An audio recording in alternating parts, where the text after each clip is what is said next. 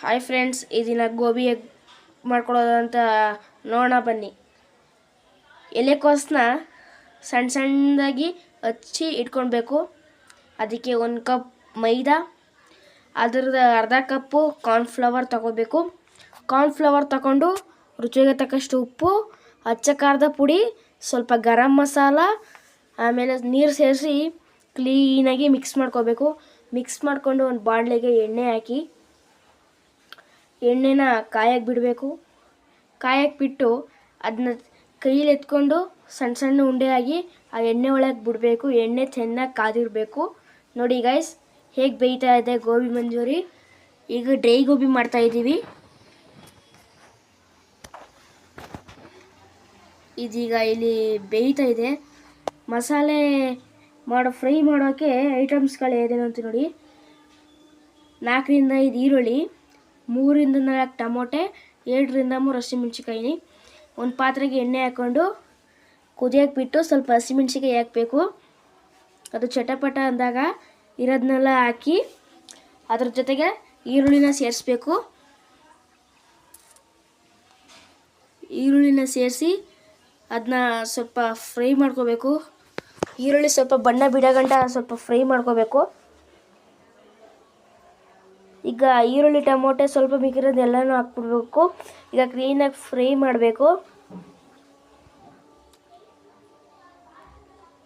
ನೋಡಿ, ಗೋಬಿ ಬೇಯ್ತಾ ಇದೆ. ಕ್ಲೀನಾಗಿ ಫ್ರೈ ಮಾಡ್ಕೋಬೇಕು ಅದನ್ನ.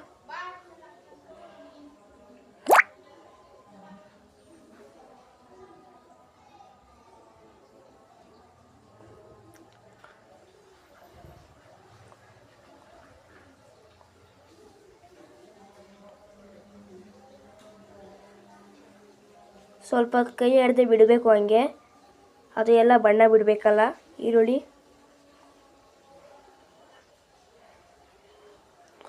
ಈಗ ಸ್ವಲ್ಪ 1 ಪ್ಯಾಕೆಟ್ ಶುಂಠಿ ಬೆಳ್ಳುಳ್ಳಿ ಪೇಸ್ಟ್ ಹಾಕಬೇಕು. ಬಾಕ್ಸ್ ಇದ್ದರೆ ಬಾಕ್ಸಲ್ಲಿರೋದನ್ನೇ ಹಾಕ್ಬೋದು, ಪ್ಯಾಕೆಟ್ಲಿರೋದನ್ನೂ ಹಾಕ್ಬೋದು. ಶುಂಠಿ ಬೆಳ್ಳುಳ್ಳಿ ಪೇಸ್ಟ್ ಹಾಕೋಬೇಕು.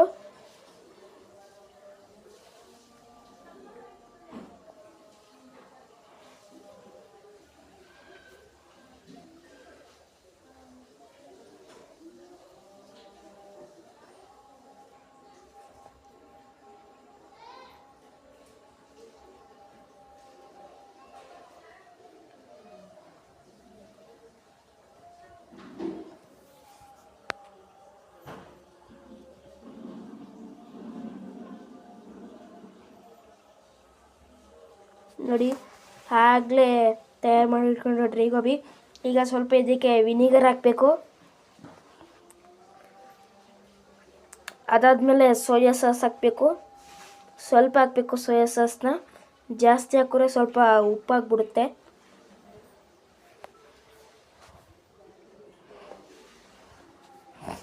ಡ್ರೈ ಗೋಬಿ ಎಷ್ಟಿದೆ ಅಷ್ಟು ನೋಡ್ಕೊಂಡು ಹಾಕಬೇಕು. ಜಾಸ್ತಿ ಹಾಕ್ಬಿಟ್ರೆ ಫುಲ್ ಉಪ್ಪಾಗ್ಬಿಡುತ್ತೆ ಅದು. ಕ್ಲೀನಾಗಿ ಫ್ರೈ ಮಾಡ್ಕೋಬೇಕೀಗ. ಈಗ ಸ್ವಲ್ಪ ಗರಂ ಮಸಾಲ ಹಾಕಬೇಕು. ಕ್ಲೀನಾಗಿ ಫ್ರೈ ಮಾಡಬೇಕು. ಸ್ವಲ್ಪ ಮ್ಯಾಗಿ ಪುಡಿ ಹಾಕಬೇಕು. 2 ಪ್ಯಾಕೆಟು ಮ್ಯಾಗಿ ಮಸಾಲ ಹಾಕಬೇಕು.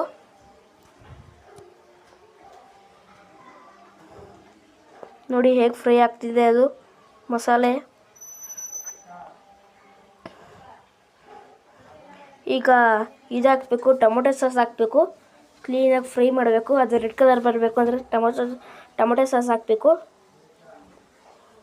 ರುಚಿಗೆ ತಕ್ಕಷ್ಟು ಉಪ್ಪು,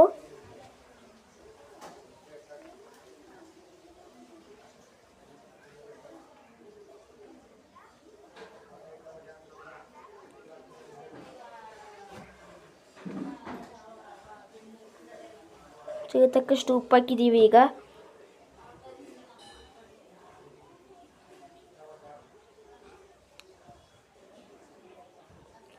ಈಗ ಈ ಕಡೆ ಬೇಯ್ತಿರೋದನ್ನ ಕ್ಲೀನಾಗಿ ಬೇಯಿಸ್ಕೋಬೇಕು.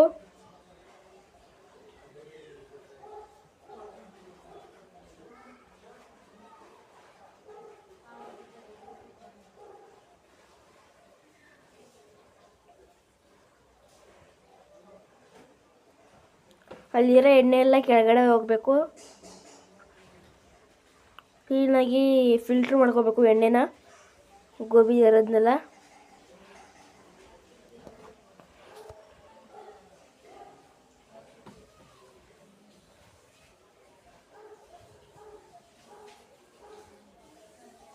ಈಗ ಮಾಡಿ ಇಟ್ಕೊತಿರೋಂಥ ಡ್ರೈ ಗೋಬಿನ ಮಸಾಲೆಗೆ ಹಾಕಬೇಕು. ಫ್ರೈ ಮಾಡಿಸಿದ್ವಲ್ಲ ಅಲ್ಲಿಗೆ, ಇದನ್ನೂ ಅಲ್ಲಿಗೆ ಇದು ಮಾಡ್ಕೋಬೇಕು, ಹಾಕೋಬೇಕು ಇದರದ್ದು. ಈಗ ಚೆನ್ನಾಗಿ ಮಿಕ್ಸ್ ಮಾಡಬೇಕು ಎರಡನ್ನೂ, ಮಸಾಲೆ ಮತ್ತು ಡ್ರೈ ಗೋಬಿನ.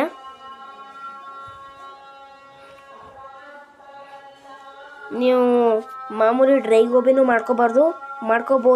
ಡ್ರೈ ಗೋಬಿದು ಇನ್ನೊಂದು ವೀಡಿಯೋ ಹಾಕ್ತೀನಿ. ಈ ವಿಡಿಯೋ ಇಷ್ಟ ಆಗಿದ್ರೆ ಸಬ್ಸ್ಕ್ರೈಬ್ ಮಾಡ್ಕೊಳ್ಳಿ ಗೈಸ್.